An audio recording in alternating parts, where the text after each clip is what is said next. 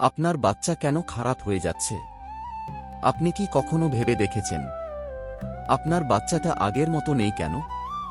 কথা শুনে না, রেগে যায়, পড়াশোনায় মন নেই, মোবাইলে ডুবে থাকে। আমরা খুব সহজে বলে দিই এই প্রজন্মটাই খারাপ।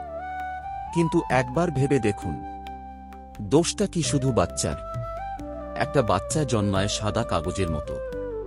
সে শেখে পরিবার থেকে, পরিবেশ থেকে, আমাদের আচরণ থেকে। আমরা কি সময় দিই, নাকি শুধু টাকা দিয়ে দায়িত্ব শেষ করি?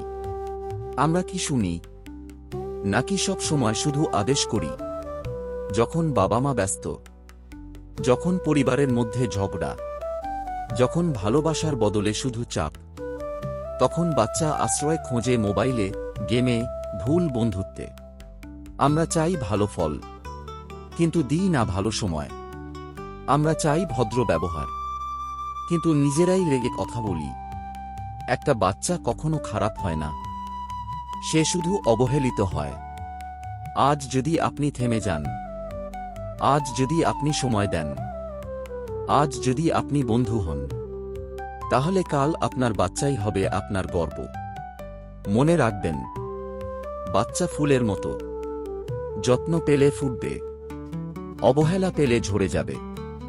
আজ থেকেই বদলান, কারণ দেরি হলে পরে আফসোস ছাড়া কিছুই থাকবে না।